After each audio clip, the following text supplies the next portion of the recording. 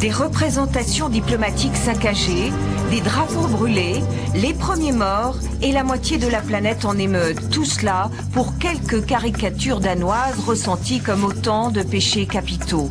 Le prophète Mahomet coiffé d'une bombe? Le prophète Mahomet qui dit aux kamikazes « Arrêtez, notre stock de vierges est en rupture ». Drôle ou injurieux pour les musulmans? C'est selon, mais c'est la rançon de la liberté d'expression. Alors faut-il pour autant mettre une burqa sur ses dessins, rouvrir la Bastille, rallumer les bûchers? Autrefois dans nos contrées, l'Église condamnait aux flammes qui se moquaient du divin. Depuis, la laïcité est passée par là. Alors pourquoi se sent-on offensé à Damas, Gaza ou Genève côté mosquée? À qui profite la haine? C'est l'Arabie Saoudite, cette championne de l'intolérance religieuse, qui a pris la tête de cette indignation sans frontières. Alors, crise religieuse ou crise politique? Reste que cette affaire révèle une blessure bien réelle chez bon nombre de musulmans, trop souvent assimilés aux poseurs de bombes. Alors faut-il mettre une limite autre que légale à la liberté d'expression? Sommes-nous tous danois? Pour en parler ce soir, maître Marc Benant, 62 ans, une éloquence sans pareille au service d'une pensée qui ne doit rien aux vérités toutes faites. C'est dire si les réactions musulmanes le choquent aujourd'hui. L'Occident démocratique ne doit pas baisser la garde de ses valeurs, dit-il. Face à lui, Tariq Ramadan, 43 ans, philosophe musulman que certains croient toujours sulfureux. Pourtant aujourd'hui, Tony Blair l'écoute lorsqu'il affirme jeter un pont entre l'islam et nous. Et aux États-Unis, c'est Salman Rushdie en personne qui prend sa défense. Et ça, on vous le dit, c'est plus drôle qu'une caricature danoise. Bon débat.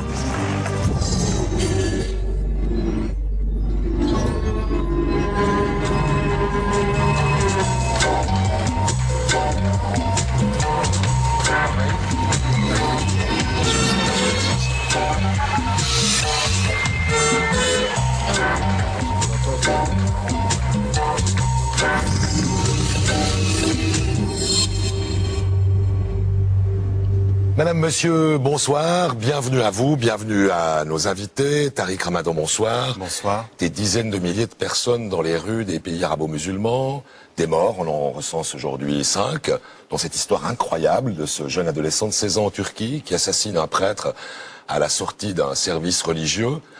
Est-ce que le monde musulman est devenu fou, Tariq Ramadan?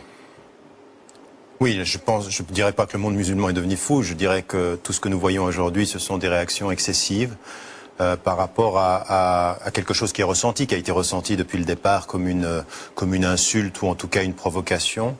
Je pense que véritablement ce dont nous avons besoin aujourd'hui, c'est un appel au calme général. On ne peut pas continuer à accepter cela, c'est-à-dire entre les appels au boycott jusqu'à l'appel au meurtre.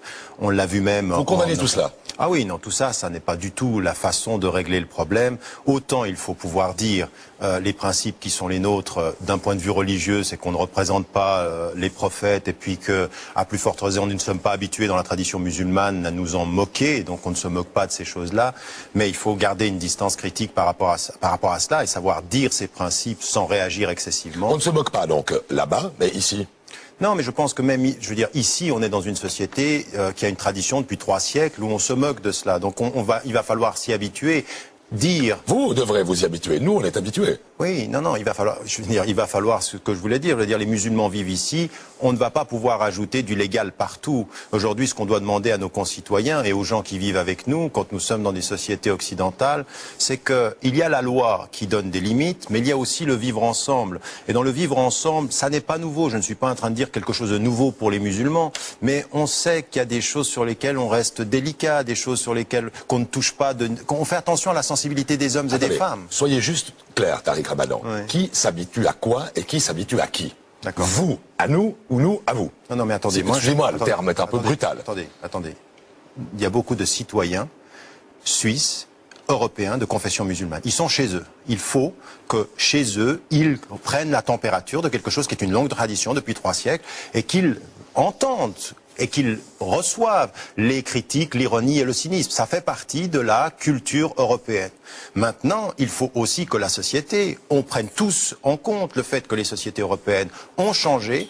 On a toujours fait attention en Europe sur la sensibilité de la société. Ce n'est pas le légal qui gère le sensible. La sensibilité des gens, c'est le vivre ensemble. Et aujourd'hui, on a une sensibilité, aujourd'hui en Europe, qui dit simplement une chose. Écoutez, nous, on n'a pas l'habitude de cela. Donc on n'aurait pas dû faire ces dessins. On n'aurait pas dû les faire ou les produire et les reproduire à l'infini dans toutes sortes d'organes de presse. Je pense, si vous voulez, sur le plan des dessins et de l'humour, on peut se le permettre. Quand on sait comment ça s'est discuté au niveau du journal danois, on sait que dès le départ, il y avait une volonté de provoquer et d'attaquer les musulmans. C'est stupide dans le fond, c'est maladroit dans la façon, et puis finalement les dessins sont d'une qualité tout à fait médiocre. Marc Menon, bonsoir. Bonsoir. Est-ce que cet épisode, je ne rappelle pas ce que je viens de dire, mais cet épisode, ces manifestations, est-ce que c'est le signe du début d'une sorte de choc des civilisations? Écoutez, je peux vous donner une réponse optimiste ou pessimiste. Ma réponse, à laquelle vous penchez, vous? Je vais tempérer mon pessimisme, une sorte de pessimisme lucide, avec un peu d'espoir. Ma réponse pessimiste, c'est qu'assurément, c'est un choc des civilisations. Mais il faut s'entendre sur ce qu'est un choc des civilisations. La civilisation, c'est des cultures et des pratiques. Ici, nous avons dans un camp la démocratie, dans l'autre des théocraties ou des dictatures. Ici, la liberté, là, la soumission. Ici, le pluralisme, là, l'univocité. Quand je parle de la soumission, comprenez-moi bien, monsieur. Je sais que l'islam veut dire soumis à Dieu. Je ne considère pas du tout que la soumission soit une manière de rapetisser les êtres. C'est un modèle, il a été le nôtre. Il fut un temps où nous avions un Dieu et un roi. Nous avons cru, peut-être c'est de l'illusion, que nous gagnions en hauteur et en liberté en nous libérant de cette position subalterne, de suppliant. Mais je conçois parfaitement que des cultures trouvent dans le renoncement, dans l'ascèse et dans la contention une grandeur qui désormais nous ferait défaut. Mais je dis simplement qu'il y a ces deux mondes. Ces deux mondes s'affrontent. Beaucoup en Occident sont dans le déni. Ils pensent qu'en évitant les mots, ils évitent le phénomène. Et ils pensent qu'il suffit de fuir par la négation pour ne pas avoir affronté l'inévitable. Un choc des civilisations, monsieur, c'est pas nécessairement une tragédie. D'abord, je commence par dire c'est un choc des civilisations. Je ne dis pas c'est le choc de la civilisation et de la barbarie. Nous ne sommes pas dans ces situations analogiques à celles de la chute de l'Empire romain.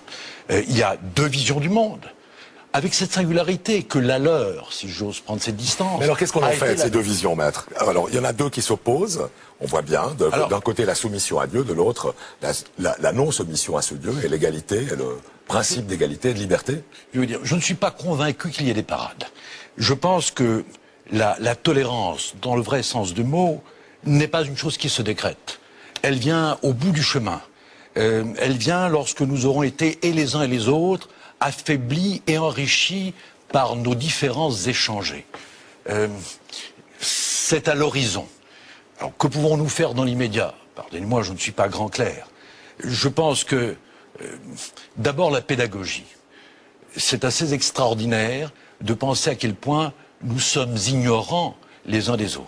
Alors expliquez peut-être à Tariq Ramadan cette pédagogie. Vous voulez lui faire la pédagogie de la satire et de l'ironie. Vous voulez lui dire, eh bien c'est notre droit de publier par exemple 12 caricatures, y compris représentant Mahomet. Ah, je vais lui dire ça et bien d'autres choses encore, mais j'étais plus équilibré dans mon propos, parce que lorsque je parlais de la pédagogie, je pensais à ce que l'on essaye d'apprendre à l'autre, à quoi on entend l'initier, comment on veut lui faire partager nos lumières ou nos clartés, mais aussi ce que nous avons à faire en nous-mêmes. Je suis frappé par l'incroyable ignorance collective de ce qu'est l'islam. Et dans cette ignorance, il y a place pour toutes les caricatures de la pensée, tous les a priori et toute la haine. Je pars de l'idée, mais très, très banale, que la haine et le rejet est une des métastases de l'ignorance.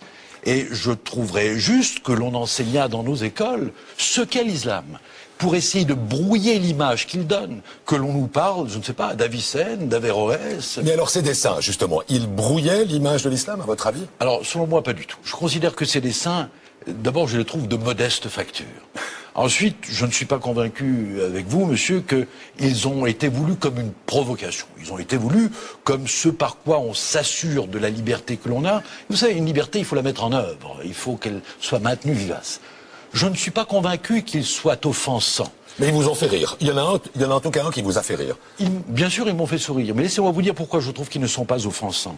Et je pense même, c'est un début de paradoxe, qu'ils n'ont pas offensé. Si je dis qu'ils ne sont pas offensants, c'est que, bien sûr, on est dans le domaine du subjectif et de l'appréciation, et il faut toujours savoir d'où l'on parle, sous quel climat et sous quelle latitude.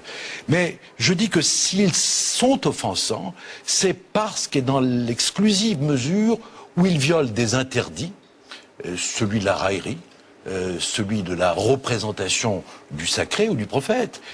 Et ce que je veux soutenir, c'est que ces interdits, pour légitimes qu'ils soient, pour nobles qu'ils puissent paraître, ne nous sont pas opposables dans une société laïque. Ne nous sont pas opposables. Écoutez, je crois que de ce point de vue, alors je vais commencer par répondre par la fin de votre propos.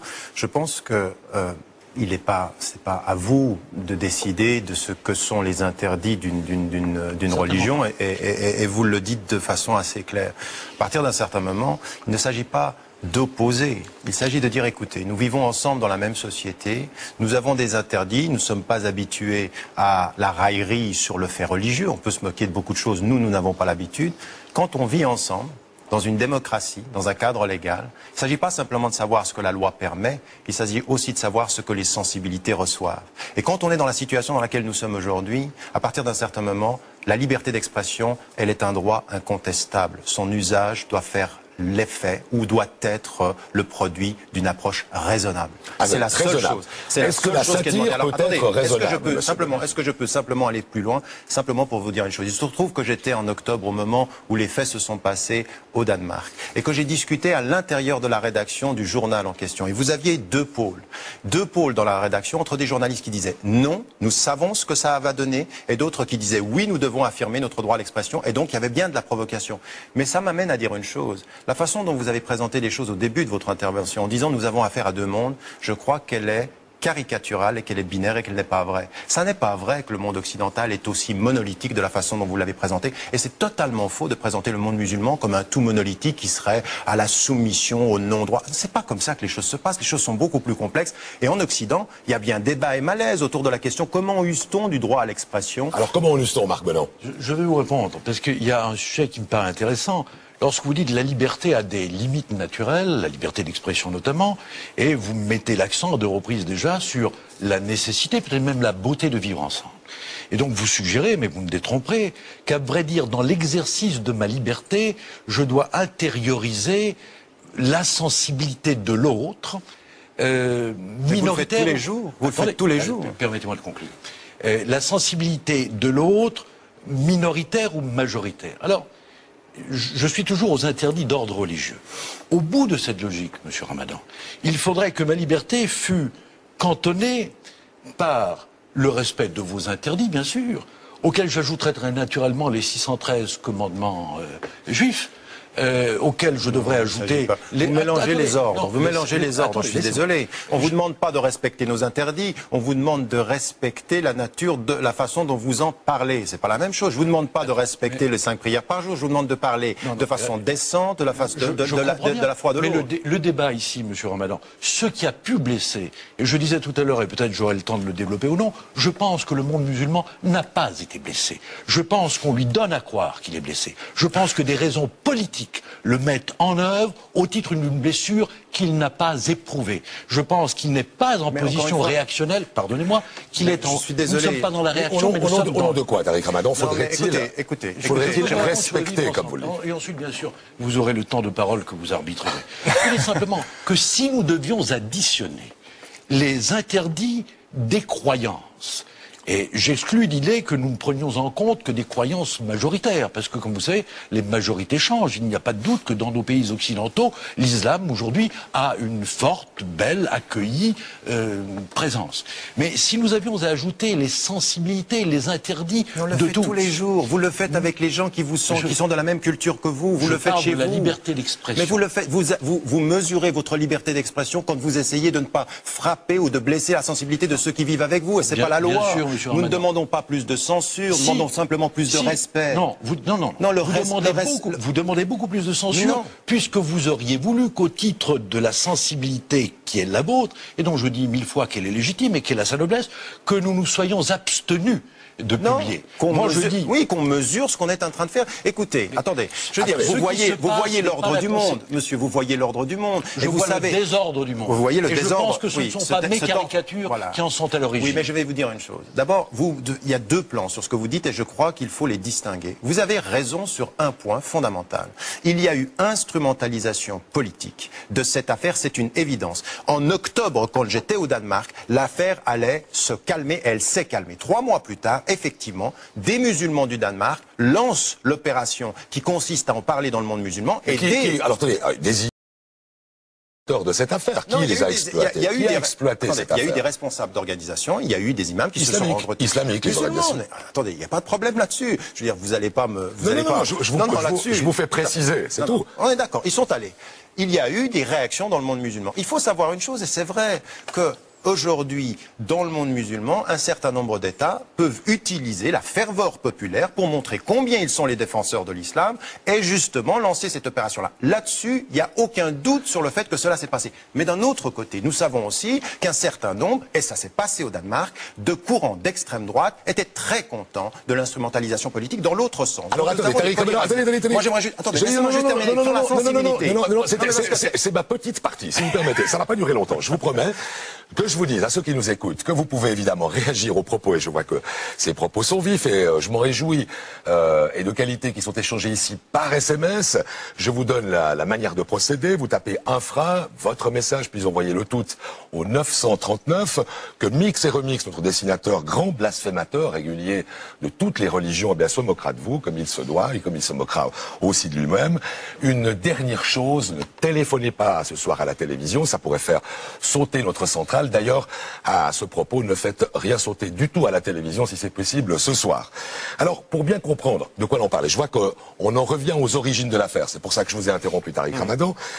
Denis Poffet nous a préparé un petit sujet qui nous raconte, au fond, les origines de l'affaire. Comme ça, on situera un peu mieux les questions et les problèmes. Et puis, on revient au débat ensuite. Regardez ce sujet. C'est une véritable bombe à retardement. Le 30 septembre dernier, le Jyllands-Posten, le plus gros tirage de la presse danoise, publie 12 caricatures sur le thème des visages de Mahomet. Alors, pure exaltation de la liberté d'expression, chère à nos démocraties, ou provocation gratuite, sachant que l'islam interdit la représentation de Dieu et des prophètes. Et ajouter à cela une satire sur le paradis promis aux martyrs d'Allah.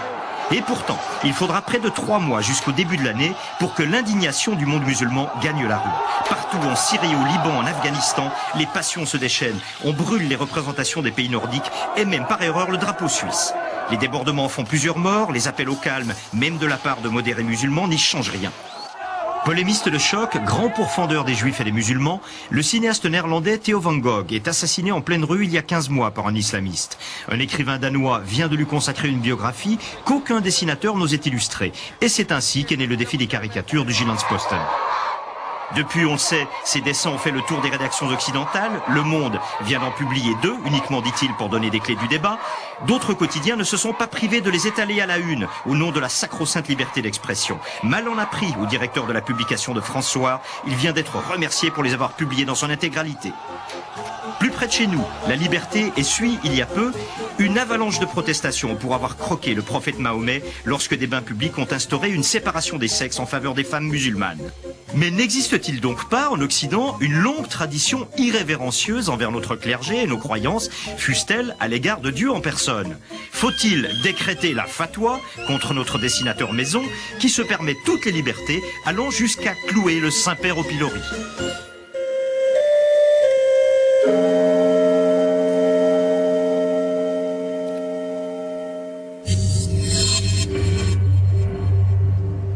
Tariq Ramadan, on vient de le voir avec ces anciennes caricatures qui datent évidemment du 19e siècle. La calotte, quand on s'en prenait au clergé catholique, ben, ça c'est l'expression de notre culture.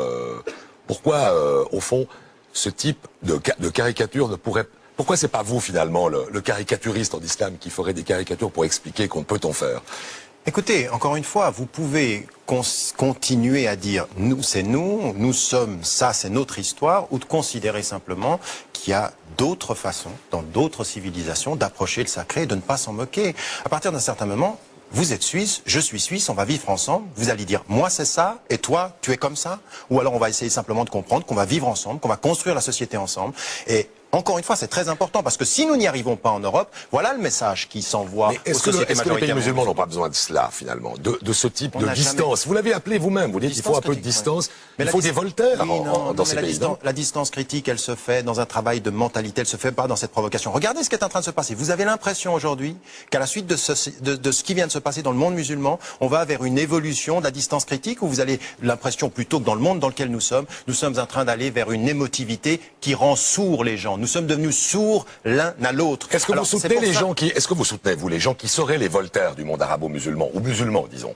Je soutiens toutes les personnes qui font évoluer les mentalités avec la pédagogie et la délicatesse qui sied à un monde où les sensibilités sont blessées. Et aujourd'hui, c'est ça que j'aimerais dire.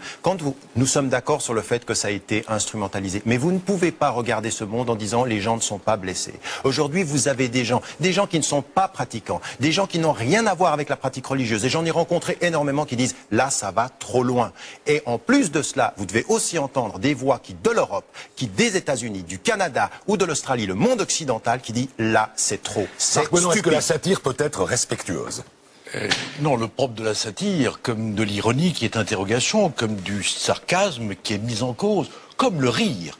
Il faut bien comprendre que tous les monothéismes ont horreur du rire. Les dictatures aussi, et tous les systèmes totalitaires. Qui vous a dit ça? Horreur du rire. Qui a dit cela? Je dis, mon postulat, et vous le contestez, c'est que les monothéismes ont horreur du rire, parce que le rire désacralise, questionne. Le rire est résolument révolutionnaire. C'est l'objet du rire qui pose problème, pas le rire. Commençons par l'interdit du rire. Je dis le rire est révolutionnaire, et naturellement pour toute autorité, il est du même coup révulsif. Alors nous partons d'une tradition, mais conquise, c'est pas une facilité. Nous avons nos morts et notre histoire. Nous considérons que d'être parvenu. C'est qui, monsieur? Les Occidentaux. Mais non, mais je suis occidental comme vous. Arrêtez de me sortir de ma propre culture, de ma propre civilisation. Monsieur Ramadan, c'est très dangereux ce que vous faites. Vous avez déterminé que l'islam était à l'extérieur de l'Occident. C'est fini, ça, monsieur. Nous sommes occidentaux et musulmans. Je suis en train. Vous le reconnaissez, ça? Il y a des musulmans ici. Alors vous me mettez où? Vous me mettez où? Vous allez me mettre mon rire à l'extérieur de l'Occident? Non, je vous mets d'abord dans une double appartenance, monsieur. Très bien. C'est d'abord, et je ne dis pas que vous êtes duplice, je dis que vous êtes duel. C'est pas tout à fait la même chose. Et cette double appartenance fait de vous un fabuleux passeur, comme on le dit ici et là. Et je serais ravi que vous apportiez dans des lieux où nous n'avons pas accès, le message des valeurs que nous défendons. Ou chez vous, les valeurs l'expression de valeurs que vous n'entendez pas. Mais c'est pas tout à fait exact que nous ne les entendions pas. Nous considérons simplement qu'il y a au centre, consubstantiel à notre démocratie, une valeur majeure. Toutes les autres sont des arcs-boutants. C'est la liberté. Et je comprends 1000 fois que la liberté puisse apparaître comme totalement dérisoire à des civilisations qui valent la nôtre. Il se trouve que pour nous, elle est centrale et cardinale. Tout ce qui la menace. Et pourquoi est-ce que vous rendez tout ce qui la menace, terminez votre phrase. Tout ce qui la menace nous apparaît l'agression ultime, nous apparaît mortifère et insupportable. D'accord, attendez, nous ne la menaçons pas, monsieur. Nous transigerons sur tout, mais pas sur la liberté d'expression. Est-ce que d'autres sociétés occidentales, comme la société australienne ou la société britannique, sont des démocraties? Bien sûr. Eh bien, elle considère que le positionnement sur cette affaire-là est dangereux et n'aide pas à la démocratie. D'accord. Monsieur Ramadan, est-ce que vous me permettez de dire... Mais est-ce qu'il n'y a pas un raisonnement politique quand même là derrière Tariq Ramadan? Il y a des intérêts aussi. Vous savez bien que ces démocraties réagissent par intérêt. Est-ce que finalement on distingue deux choses? Tout est affaire d'intérêt, il y a des sensibilités. Ce que vous dites est juste. Je pense simplement qu'il faut distinguer les paroles des politiques, des paroles des autorités morales et des intellectuels. Je parle des intellectuels. Alors, des intellectuels. Bon, alors commençons par exclure les politiques du débat. Leur propos est souillé par l'intérêt, la prudence ou la lâcheté. Parlons des intellectuels, c'est-à-dire la race des seigneurs, si vous voulez bien, puisque vous en êtes un. Alors, pour les intellectuels, bien sûr, nous allons vers un type de nuance. Mais je dis simplement que... Et pour tous les citoyens. Oui, parce que ce que nous aurons pensé, monsieur, ce que nous aurons permis aux autres d'apprendre, pardonnez-moi ce nous qui paraît vaniteux, ce que les intellectuels auront permis aux autres d'apprendre sera infiniment heureux. Commençons par tomber d'accord. Et que nos accords tombent en pluie d'or sur les citoyens du monde entier sans aucun doute. Oui. D'accord. Attendez, on ne va pas épuiser la querelle théologique ici, mais il y a quelque chose qu'il faut qu'on s'explique et qu'on explique à ceux qui nous écoutent, c'est au fond cette affaire de représentation du divin. Alors Jacques Wartenburg, vous êtes un fin lettré, un expert, si j'ose dire, en religion musulmane. Expliquez-nous brièvement en pourquoi, dans la tradition musulmane, dans la tradition et dans les textes, il est interdit de représenter la figure divine. C'est pas si idiot. C'est pas si idiot. Dans la Méditerranée, dans le monde de la Méditerranée, le Proche-Orient, il y avait des images de femmes, des hommes, des animaux, etc., etc. Et dans ce monde des images, il y a eu des appels qu'il ne fallait pas diviniser les images.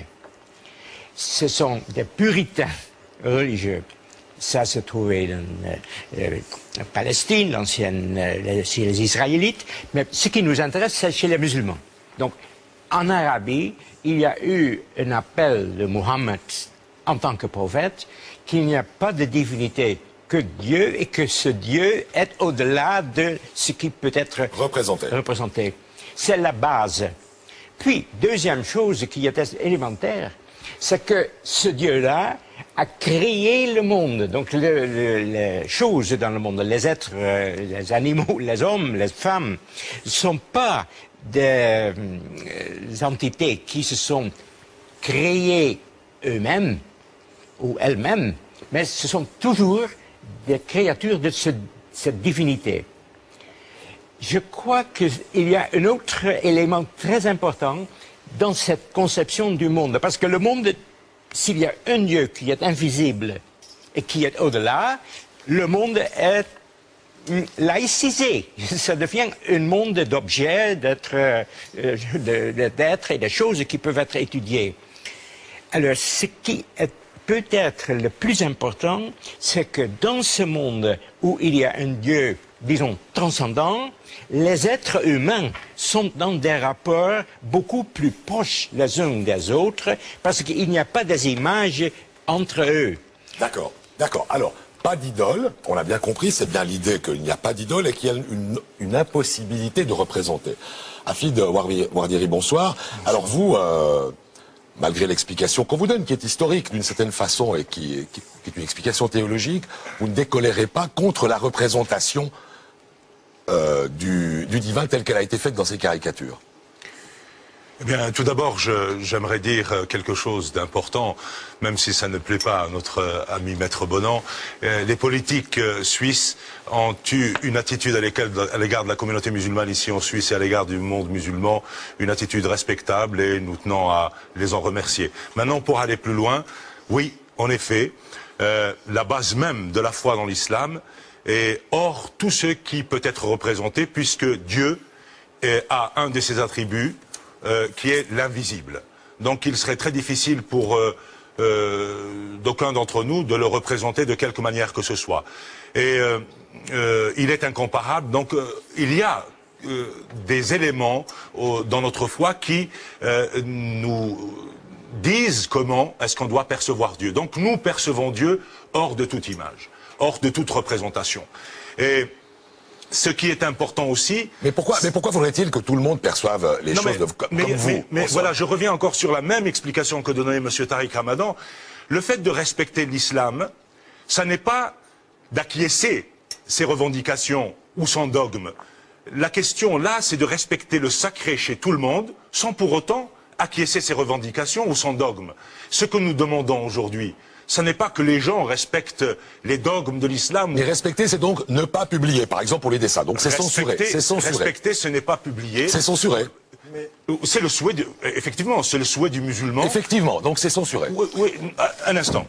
Je crois qu'il ne faut pas se précipiter dans le langage. Pour nous, ce qui est important, c'est que celui avec qui on vit et qu'on respecte aussi les valeurs intimes qui font de nous ce que nous sommes. L'idée, on peut la discuter, mais quand on ne croit pas en cette idée, on peut en discuter. Mais dès le moment où cette idée, elle imbibe l'être, à ce moment-là, on prend des précautions pour savoir que cette idée est devenue l'être lui-même. Et c'est la raison pour laquelle aujourd'hui le musulman, eh bien, demande à ce que les autres, qui ne sont pas soumis ou obligés à croire l'islam, à respecter cet islam et que l'on puisse discuter de ce qui peut nous déranger dans un dialogue serein, respectable. Oh, le dialogue serein, vous n'avez pas commencé par le dialogue serein, monsieur Ouardiri. Oui, ce que j'aimerais dire... Ces caricatures provocantes, vulgaires, insultantes, obscènes... Oui, absolument, absolument. Qu'est-ce qu'il y a de mal à ce que je puisse dire que ces choses-là m'ont touché? Parce que je les considère comme vulgaires, comme insultantes, pour ce qui, pour moi, est un modèle qui me dépasse de très loin. Qu'est-ce que vient lui dire? Voyez-vous, monsieur, l'avantage du monde laïque que je préconise et que je défends, c'est que l'opinion que vous exprimez, vous pouvez l'exprimer totalement librement. Et que vous pourriez même être plus démesuré dans votre critique de ce qui était fait, vous pourriez être haineux, ce que vous n'êtes d'aucune manière, et vous pourriez l'être sans que rien ne vous arrive. Monsieur Ramadan, pour qui il faut avoir toute l'estime du monde, a tenu sur des plateaux de télévision des propos qui ont offensé au plus profond beaucoup d'entre nous. Et je vous assure... Non, c'est ce qu'on en a fait et ce qu'on en a dit. Je les ai vus. Mais attendez, laissez-moi finir. Parce que ce que je vais vous expliquer... Cette petite allusion en petit dérapage, elle n'est pas digne d'un débat intellectuel. Reprenez-la, s'il vous plaît. Je reprends donc la ligne droite. Vous avez dit sur des plateaux de télévision, par rapport au fameux problème douloureux de la lapidation des femmes, vous avez parlé de ce moratoire. Je ne veux pas refaire ici le débat. Je dis simplement que l'on vous ait compris ou pas compris, beaucoup d'entre nous dans le monde occidental ont été, peut-être parce qu'ils ne nous ont pas compris, effroyablement touchés et bouleversés par ça. Mais il vous était permis de le dire. Et je vais vous dire, monsieur... Mais il n'y a rien de... Attendez. J'ai dit sur le plateau de télévision, cher monsieur... de dire des choses qui nous choquent au plus profond. J'ai dit sur le plateau de télévision que je m'opposais à la lapidation. Personne ne vous a censuré, en somme.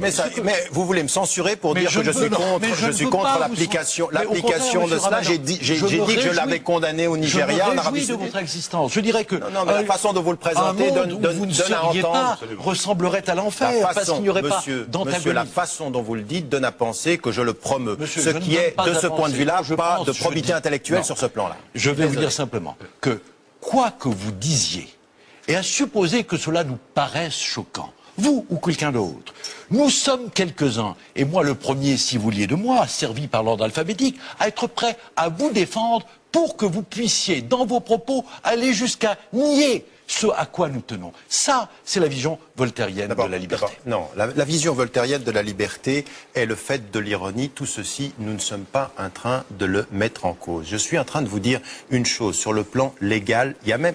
Écoutez, sur le plan légal, il y a des limites à la liberté d'expression. Mais écoutez, je pourrais maintenant... C'est la loi. Oui, c'est la loi. Et moi, je dis, on n'a pas besoin d'ajouter de la loi et on ne veut pas plus de censure. Simplement, aujourd'hui, vous avez une approche qui est une approche vraiment binaire et carré du fait de vivre ensemble, et je crois que ça n'est pas sage. Je crois que ce que vous êtes en train de dire peut nous mener dans l'application concrète de cela. Dire, j'ai le droit de le dire, j'ai le droit de vous insulter, je ne vais pas le faire parce que j'ai pas envie de vous heurter, c'est pas notre avenir, c'est pas comme ça que nous allons vivre ensemble. Et je crois que c'est fondamental. J'aimerais vous dire une chose, quand vous avez parlé de censure, je veux dire, une fois que les caricatures sont là et qu'on sait que c'est de la provocation, ce que j'ai dit aux musulmans au Danemark, c'est dites que ça vous blesse et passez votre chemin parce que c'est exactement ce qu'on veut. Mais alors, passez votre chemin. Mais attendez, parce qu'il y a un autre élément que vous avez dit. Mais avant qu'on le fasse, n'utilisez pas le terme censure. Avant qu'on le fasse, dites simplement le sens civique qui consiste à utiliser sa liberté d'expression de façon raisonnable et responsable. Alors on va voir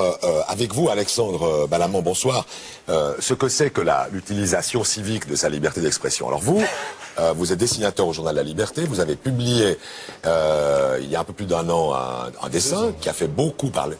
De lui, qu'on va voir à l'instant. C'est au fond le prophète qui sépare les eaux, parce que vous faisiez allusion à une piscine qui avait été louée à la communauté musulmane et qui voulait séparer les hommes. Mais vous êtes trompé, il s'agissait de Moïse là. On se trompe de prophète. Les hommes des femmes. Mais il y a de fortes analogies, de fortes identités dans le prophète. Oh oui, non, c'est la même tradition.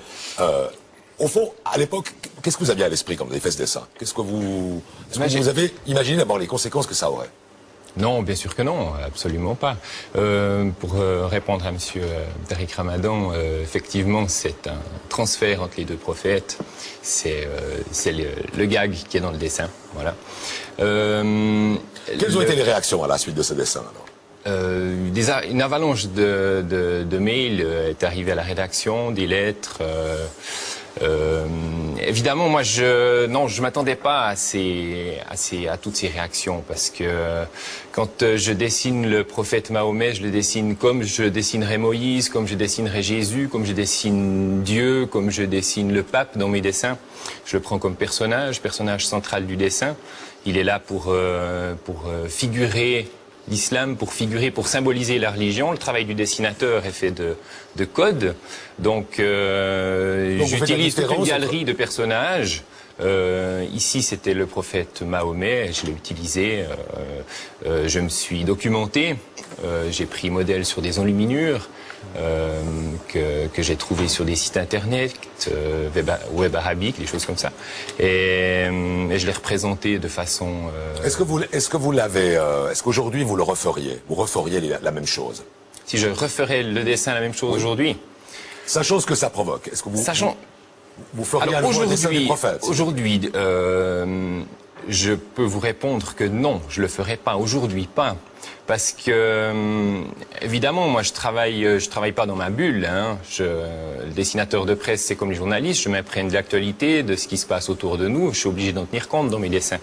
Je peux pas provoquer pour provoquer. Est-ce que c'est de l'autocensure, alors? Est-ce que vous vous autocensurez maintenant? Bien sûr. Bien sûr, le premier outil du dessinateur de presse, à mon avis, c'est l'autocensure. Tout ça est mis dans un cadre de la liberté liberté de presse, liberté d'expression. C'est important. Je peux pas tout dessiner, je peux pas dessiner n'importe quoi. Je suis obligé de tenir compte des lecteurs pour qui je dessine. Voilà. Et quand je dessine le prophète, est-ce que c'est du respect? Est-ce que c'est du respect ou c'est de la peur? Si je leur dessine pas aujourd'hui? Oui. Non, c'est du... mais c'est tout, c'est un peu mêlé. J'ai aussi une sensibilité. Je suis pas là en train de faire mes dessins et tout. Je suis une éponge. Les critiques me nourrissent, les encouragements me nourrissent. C'est comme ça que je progresse dans mon métier. C'est comme ça que je progresse dans la vie. Je suis obligé de tenir compte de tout ça, évidemment. Vous instillez l'autocensure. Non, vous avez vu comme vous avez réduit le propos. Vous venez de réduire le propos. Non, il a dit le travail du dessinateur, c'est toujours de penser à comment va être reçu le dessin, à la sensibilité ambiante, c'est toujours ça. Et il se trouve que là, vous avez une nouvelle sensibilité dans votre société qui ajoute à cela, mais elle n'a pas créé quelque... Non, attendez, elle n'a pas créé quelque... qui a été dit. Non, il y a 2 temps. Il fut un temps où ce jeune dessinateur a dessiné Mahomet. Non. La question était dit, le referiez-vous aujourd'hui? Aujourd'hui, il ne le referait pas. Ça veut dire que les censeurs ont déjà...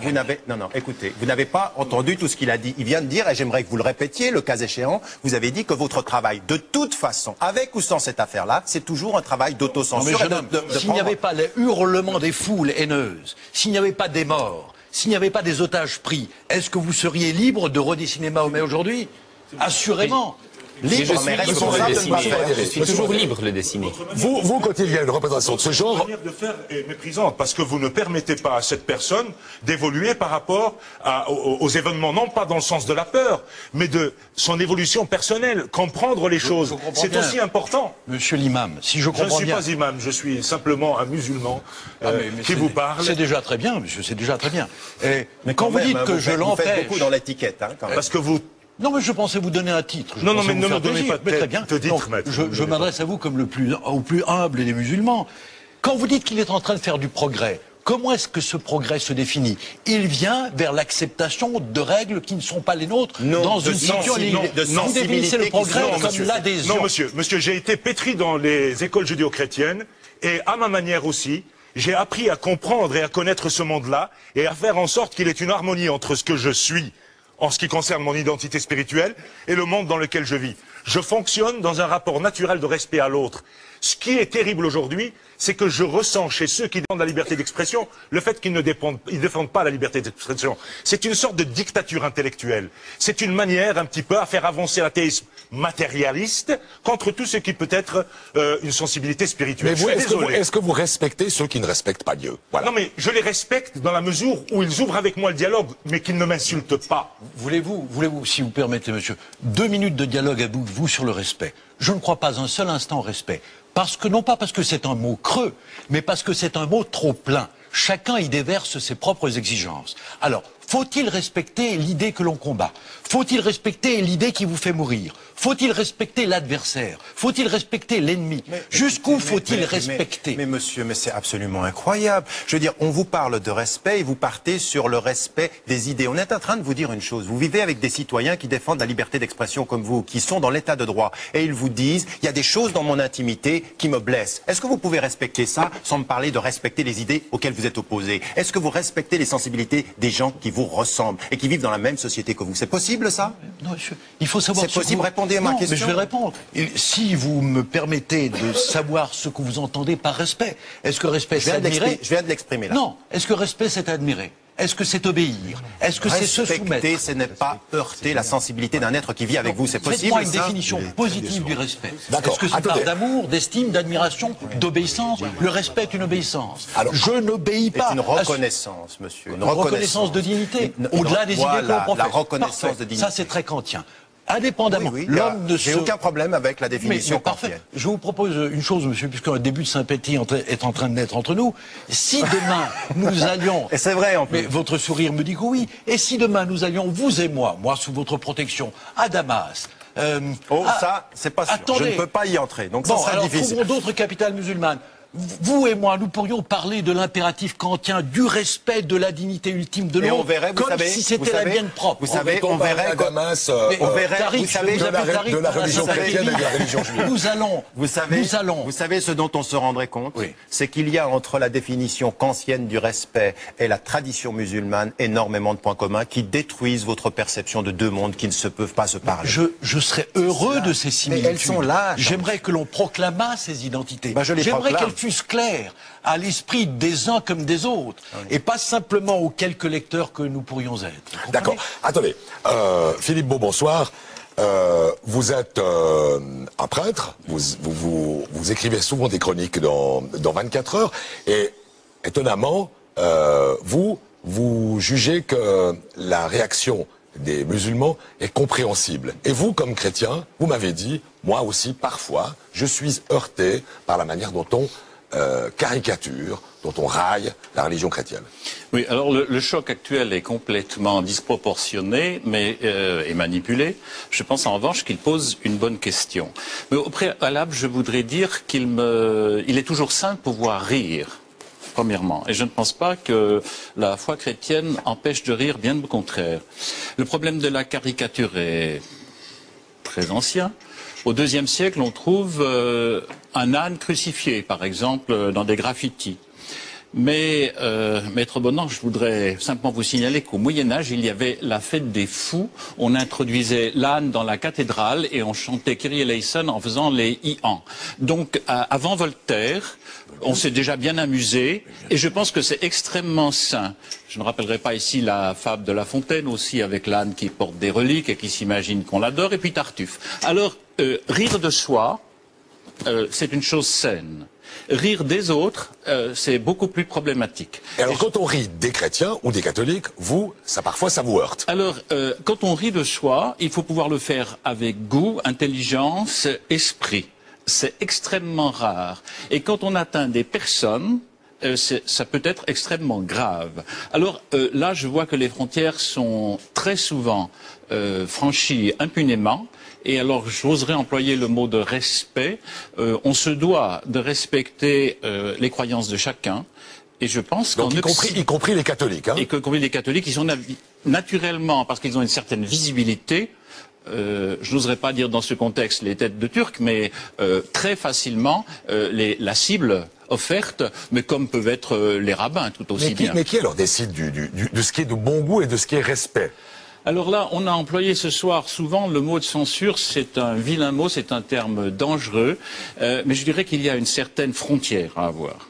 Une certaine frontière dans l'expression qui est pas seulement celle du goût et de l'esprit, qui est absolument l'attention à ne jamais blesser, à ne pas être offensant. Et quand on est sur la voie publique et le journal s'adresse au tout public, alors il faut vraiment être très attentif. C'est comme la radio, la télévision, on s'adresse à tout un chacun, être attentif. Et vous êtes choqué quand, par exemple, vous voyez des images, des caricatures du pape, des caricatures du Christ? Mais je ne suis pas du tout systématiquement choqué, mais je trouve que parfois elles sont offensantes et je pense à des fidèles qui sont offensés.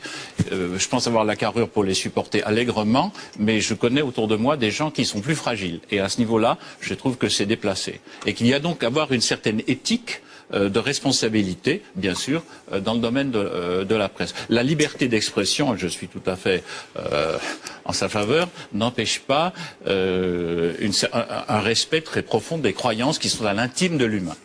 Marc Menon, quand vous entendez un chrétien comme ça qui se dit lui aussi choqué par des caricatures, des représentations de Dieu, etc., Vous lui dites la même chose que vous diriez à Tariq De nous, Ramadan. à plus forte Bien raison. sûr. Mais je n'en suis d'aucune manière étonné. Et les positions prises par les chefs, les représentants des églises monothéistes sont d'une singulière concordance. Mais c'est ce que je disais tout à l'heure, le monothéisme a horreur du rire qui désacralise. Je ne suis pas du tout étonné, monsieur, que vous considériez, avec les quelques exemples que vous donnez, que le rire n'a pas de droit de citer, mais ce n'est même pas une critique de ma part, là où il y a vénération. Parce qu'il est point d'interrogation, parce qu'il est contestation. Maintenant, quand vous dites qu'il y a des caricatures qui vous heurtent, mais moi aussi, soyez certains qu'ils me heurtent, non pas celle-là. Celle-là ne me heurte pas, non pas parce que la cible, entre mille guillemets, serait musulmane. Elle ne me heurte pas parce qu'elles sont totalement insignifiantes en cruauté. Si vous voulez qu'on débatte de l'une ou l'autre, Monsieur Ramadan, permettez-moi de vous interpeller. Celle où on voit des musulmans arriver au ciel et où le prophète lui dit « Nous sommes à court de vierges ». Pour nous, c'est d'une totale innocence. Et je vais vous dire pourquoi c'est d'une totale innocence. Parce que nous ne pensons pas un seul instant. Et nous ne pensons pas que vous pensez un seul instant. Que le propre du paradis, c'est d'y être accueilli par 7000 vierges. À supposer que cela fût ainsi, monsieur, cela excéderait très largement. Vous avez parfaitement raison. C'est pas du tout comme ça qu'on décrit les choses. Mais vous savez, attendez. La chose est de sa Attendez. représentation. Non. Je Mais ne vous blesse savez. personne Non, en attendez. ironisant C'est sur tout à ce fait qui juste. relève du symbolique. Vous avez commencé par une analyse des choses qui est tout à fait juste. Simplement, vous savez, monsieur, que pendant les 4 dernières années, depuis 2001, ce qui a été dit sur le terrorisme et la violence et les musulmans, c'est que ces terroristes-là, ce qu'ils allaient trouver au ciel, c'est les vierges et tout ceci. Donc il y a une référence directe à quelque chose qui est une atmosphère très malsaine dans laquelle nous vivons aujourd'hui. Quand, dans la même série Vous dites qu'ils sont islamophobes, vous dites que ces sont islamophobes. Non, je dis ils sont bêtes, ils sont stupides et ils sont de la méchanceté alliée à de la stupidité. Mais quand en plus on dessine le prophète de l'islam, le prophète de l'islam avec une bombe en forme de turban, c'est quoi qu'on est en train d'envoyer comme message dans l'atmosphère dans laquelle nous sommes? Parce que, monsieur, ce que j'aimerais dire, c'est que la liberté d'expression ne se mesure pas simplement à ce que la loi vous donne à dire, mais à ce que l'atmosphère internationale vous demande de considérer. Alors attendez. C'est-à-dire, c'est une vision de la liberté qui est fonction de la réception de l'exercice de la liberté. C'est faux? C'est faux. Mais tout le monde a fait cela. Mais Voltaire a usé de toute cette pratique de la critique de l'islam pour toucher le catholicisme. Pourquoi? Parce qu'il vit dans une atmosphère particulière. Vous parlez, Tariq Ramadan, vous parlez de Voltaire. Alors, il y a ici un voltairien, ô combien. Bonsoir, Hervé Louachmol, homme de théâtre. Vous, en racontant brièvement votre histoire, vous allez monter une pièce de Voltaire qui s'appelle précisément Mahomet. Et vous avez été en but à une forme de censure, n'ayons pas peur des mots. Racontez-nous ça. Alors très brièvement, il y a eu 2 affaires Mahomet qui ne concernent en rien les caricatures danoises. Une qui s'est déroulée entre 93 et 94 et l'autre qui vient de se dérouler à la fin de 2005. Alors pour dire brièvement, il s'agissait dans le cadre de la commémoration de la naissance de Voltaire, donc pour 94. J'avais proposé, entre autres choses, de présenter une tragédie de Voltaire en 5 actes et en alexandrin, avec une intrigue très néoclassique. Et cette proposition a été contestée, combattue par voie de presse, de différentes façons, par messieurs Ouardiri et Ramadan. De la façon, laissez-moi parler, monsieur Ramadan. Vous avez tout loisir de vous exprimer. Laissez-moi parler, sinon je m'en vais. Allez-y, allez-y. Je ne vous ai pas interrompu, laissez-moi parler. Alors, monsieur Ramadan n'aime pas qu'on rappelle ses faits et dans une interview parue en 2005 dans le mensuel Média, le numéro 4 de ce mensuel, il a traité Madame Caroline Fourest de menteuse. Et vous de même. Une seconde, monsieur Ramadan. Laissez-moi finir. Restons sur la pièce, monsieur Louachmol. Je ne peux pas. Ma parole est contestée par monsieur Ramadan. Je dis que c'est lui le menteur. Et je vais, si vous voulez bien, le prouver. Monsieur Ramadan a donné une interview le 25 septembre 93 dans le journal de Genève. Le 28, le conseiller administratif a donné un préavis négatif suite à cette interview. Absolument. Le 3 octobre, Monsieur Ramadan intervenait dans un débat organisé au Poche. Il y a ici des personnes qui étaient présentes. Le 7 octobre, il a publié une lettre ouverte dans les journaux. Et le 11 octobre, je recevais une lettre officialisant la décision du Conseil. Donc la subvention. Absolument. Voilà, d'accord. Et vous dites, c'est de sa faute. Non, il a le droit de donner son opinion. Personne ne lui conteste ce droit, ni le droit de Monsieur Ouardiri de contester, de débattre. Nous sommes en démocratie, là, ils ont le droit. La responsabilité de la censure incombe aux politiques, c'est clair. Ils ont le droit de dire que ça les blesse, etc., etc. Donc, ça c'est en ce qui concerne la première affaire, Mahomet. La seconde vient d'avoir lieu. Deux lectures de cette pièce étaient prévues. L'une à Saint-Genis-Pouilly le 8 décembre. En Françoisine, voilà. En Françoisine, et l'autre le 10 décembre au théâtre de Carouge. Monsieur Ouardiri, Monsieur Ramadan n'a pas été mêlé à cette seconde affaire Mahomet. Il y a la première. Monsieur Ramadan, laissez-moi parler, je finis. J'en aurai bientôt fini. La seconde affaire, Monsieur Ouardiri est monté seul au front et malheureusement, pour lui, les autorités françaises et suisses ont décidé qu'il fallait appliquer les lois de la République et que cette lecture aurait lieu. Elle a eu lieu, c'est vrai, sous protection policière, et j'en étais désolé. Les spectateurs qui ont assisté à cette lecture ont trouvé tout cela de bonne aloi. C'était une lecture tout à fait, disons, sensible c'était une lecture de la pièce qui n'agressait absolument personne. Hervé Lachmal, qu'est-ce que vous tirez de ces deux affaires? Quelle leçon vous tirez de ces deux affaires? On vous a censuré, au fond. Il y a eu une tentative la première fois qui a abouti, la deuxième fois ça a échoué. Je note, si vous voulez, c'est assez subtil.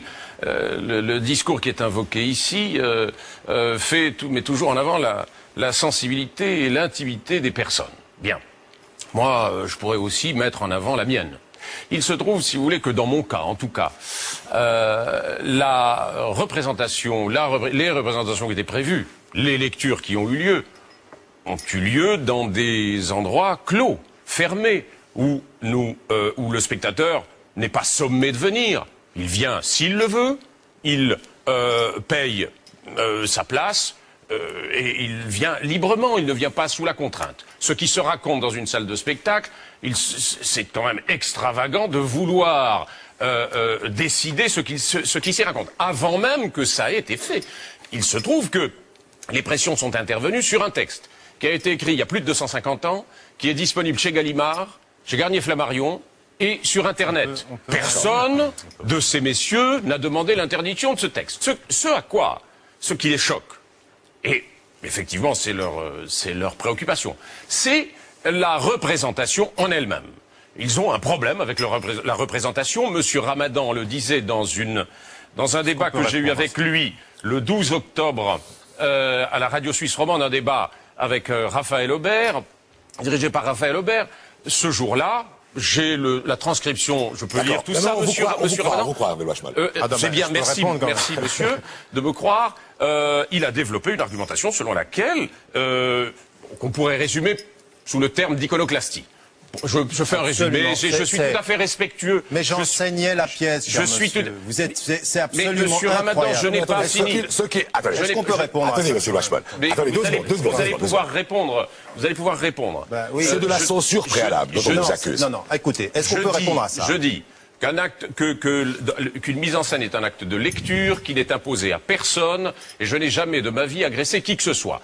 D'autre part, pour parler de monsieur Ouardiri, il invoque l'invisible, il invoque l'esprit. Il se trouve qu'il y a un vieux débat, un long combat, et que, en ce qui me concerne, et en ce qui concerne tous les artistes, ce sont des catégories qui ne relèvent pas du religieux. Ça nous appartient, la spiritualité et l'invisible nous appartiennent, et nous passons notre temps à, précisément, essayer de travailler ce qu'il en est de l'invisible, à notre façon, et nous avons le droit. L'invisible et l'esprit ne leur appartiennent pas. Pourquoi font-ils semblant de confondre le personnage d'Hamlet avec le comédien qui joue Hamlet. Parce que leur stratégie, elle est politique. Je ne leur en veux pas. Je ne leur en veux pas. Ce sont des militants. Leur stratégie est d'islamiser la démocratie et non pas de démocratiser l'islam. D'accord, il faut répondre. Et je le regrette. Vous avez dit assez. Hervé Lochmal, si on vous a invité, c'est parce qu'au fond, là, franchement, c'est grave, Tariq Ramadan. Non seulement c'est grave ce qui est dit, mais j'aimerais... préalable, on va dans les salles de théâtre, on interdit des pièces dans des lieux privés. Je n'ai jamais demandé la censure, mais je vais même vous dire une chose. Je vais même vous dire une chose, cher monsieur. La décision qui a concerné votre pièce, contrairement à ce que vous dites, avait été prise en juillet. Je ne vais pas rentrer dans les détails. C'est faux. Simplement pour vous dire. C'est un mensonge. Monsieur Vessade. Je vous dis dans les yeux que c'est un mensonge. On rentre pas dans le détail. Non, entrez pas dans le détail. J'ai la lettre de monsieur Vessade ici. C'est très important. J'ai la lettre de monsieur Vessade ici. Voulez-vous que je la sorte? Est-ce que je peux terminer? Et monsieur Vessade et Erika de Berpoli ont réagi à une demande de budget qui était trop importante. Ça n'avait rien à voir avec ça. C'est très important. Ça nous intéresse pas. Non, mais ça nous intéresse. Attendez, on se fait traiter de menteur, ça vous intéresse pas? Attendez, laissez-moi pas de menteur, de censeur, c'est autre chose. Non, de menteur, ça a été dit. Maintenant, sur la question de la censure, ce que j'ai dit clairement à monsieur Loachmol, et nous nous étions vus à un débat, c'est exactement 13 ans plus tard, exactement ce que je dis. Écoutez simplement, ça va aller très vite, ça va prendre 30 secondes. Enfin, monsieur Loachmol, je peux concevoir que l'art, en ce qu'il secoue le conformisme et l'ordre social, soit provocateur. Il en va de son essence. Je me garde pourtant bien de confondre la provocation avec une attitude qui, compte tenu du contexte de déchirement dans lequel elle se traduit, engage l'art dans des voies où la liberté d'expression confinerait à s'octroyer le droit d'être méchant, entre guillemets. Or, il y a loin de la provocation à la méchanceté, l'une est à l'esthétique, l'autre à la maladresse. C'est ce que je vous demandais, c'est de vous expliquer et qu'on passe à autre chose. Que vous dites cette histoire, c'est-à-dire... Mais attendez. Cela étant, j'enseignais la pièce dans mon cours, donc ne dites pas que je suis contre la représentation. J'ai des étudiants qui l'étudiaient au collège de Sources. Est-ce qu'une représentation qui serait méchante devrait être, pour le coup, interdite? Non, je ne peux pas arbitrer cette querelle. Et puis, je ne peux pas, contrairement à vous, monsieur, me citer. Donc, vous me permettrez non, tout simplement... Simplement, je montre que ma ligne reste la même depuis 13 ans. Non, mais il y a deux événements différents dont on parle. Le premier a consisté pour à ne pas obtenir la subvention. Je vais vous dire, compte tenu de ce qu'est le conseil administratif, monsieur, vous auriez demandé à être subventionné pour une pièce de Brecht ou une mise en scène défécatoire de monsieur Yann Fabre, vous auriez été exaucé. Ça, c'est un sujet. Le deuxième sujet, c'est le rapport que l'on peut avoir avec Voltaire. Moi, monsieur, l'idée que vous ayez enseigné Voltaire me met en joie, véritablement. Tout nous rapproche. Mais même Nietzsche, nous de Voltaire. Parce que, véritablement, s'il y a eu des pressions, peu importe d'où elles viennent, elles étaient nécessairement enténébrées et ténébreuses. Parce que pour un musulman, pardonnez-moi ce moment de substitution, de vouloir s'en prendre à Voltaire, alors qu'assurément un peu de fréquentation de son œuvre vous apprend que d'abord Mahomet n'est pas malgré son sous-titre. Non, c'est une pièce anticatholique, en tout cas anti-monothéiste. Mais monsieur, je crois réellement, mais monsieur Ramadan le sait, peut-être vous aussi monsieur, que si l'on veut bien lire un peu Voltaire, l'édit sur la tolérance, ces lettres, ça correspond. On a même soupçonné Voltaire d'être pro-musulman. Et je vais vous dire pourquoi cette idée me divertit. Parce qu'il y a quelques jours encore, avant même de savoir que je serais votre hôte, je lisais un livre admirable qui est le Dictionnaire amoureux de l'islam. Et en feuilletant le Dictionnaire amoureux de l'islam sous l'entrée Voltaire, je me disais que ce que je vais dire. Et Chebel, si ma mémoire est bonne, se demande si au fond Voltaire n'était pas le plus passionné des islamophiles. Ceux qui, rendant grâce au prophète, fabuleux législateur, fabuleux... Mais attendez, c'est pas la question. La question sur Voltaire. Votre glose littéraire est passionnante, mais revenons peut-être un peu au ressort du débat. Parce qu'on arrive au bout. Que l'on veuille empêcher Voltaire et que c'est injuste de surcroît. Monsieur Ramadan, vous avez quand même écrit que monsieur Loachmol aurait dû monter sa pièce avec un mot d'accompagnement. Non, moi, ce que je voulais, quand j'ai vu André Loachmol, Hervé Loachmol, excusez-moi, quand on s'était vu lors de cela, nous avons eu une discussion, elle était courtoise à ce moment-là. Je pense que... Absolument pas. D'accord. Vous n'étiez pas courtois. Absolument pas, monsieur. D'accord. Mais après le débat... N'insistez pas sur ce plan-là, parce que vous risqueriez d'être très déçu. D'accord, attendez, monsieur Loachmol, on va pas faire la glose de cette affaire parce qu'elle est un peu compliquée. Ce qui m'intéressait à ce moment-là, je demandais, dans des situations, encore une fois, où nous sommes dans un contexte où c'est tendu, expliquer l'intention, exactement ce qu'il vient de faire. Ça n'est pas pour m'en prendre aux musulmans, c'est une pièce que je veux faire parce qu'elle porte un message. Dire ça, Il y a des gens qui vivent dans votre société. Voltaire, ils savent pas tout ce que vous êtes en train de dire. La prise de distance, ils savent pas expliquer pédagogiquement la prise de distance. C'est pas une atteinte à la liberté d'expression, c'est de la psychologie quant à son accès. C'est quand même pas grave de demander ça. C'est pas de la censure, c'est de l'intelligence. On arrive au bout. 3 mots. C'est de l'intelligence que je vous demandais d'être. D'abord, je ne reconnais pas le qualificatif de provocation. Je n'ai jamais cherché à provoquer qui que ce soit. C'est faux, c'est une allégation mensongère. Deuxième chose. En ce qui concerne la demande d'explication, nous avons organisé, non pas avec Erika de Berpoli, mais avec Jean-Pierre Valneguer, un débat aux poches pour nous expliquer. Vous dernière chose, détail, franchement, non mais là, écoutez, dernière chose, laissez-moi finir. Monsieur Ramadan nous a demandé, m'a dit qu'on aurait dû aller chercher, voir les représentants de la communauté musulmane avant de monter notre pièce. Nous n'avons pas... écoutez, j'ai la transcription de l'interview, du débat à la radio. Non, d'accord, ok. Non, mais ça, là-dessus, on vous croit. Écoutez, on va cesser sur cette affaire particulière. On a parlé de Voltaire et Dieu sait si son fantôme est encore présent ici. Nadia Garbos, c'est à vous que j'aimerais encore poser une dernière question. Vous êtes une musulmane de Suisse. Qu'est-ce que vous pensez de cet échange? Vous avez été blessée par ces dessins. Oui, bien sûr, j'ai été blessée comme beaucoup de musulmans. Je pense qu'il faut promouvoir le vivre ensemble. Notre problème ici est de savoir quels sont... Nous sommes des sémites.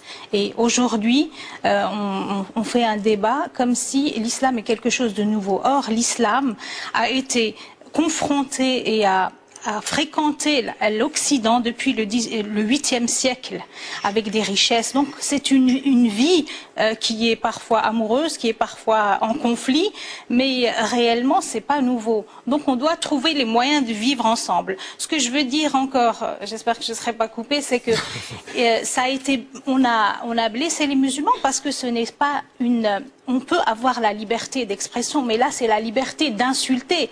Nous sommes aussi des sémites, donc on veut être respectés comme les autres sémites.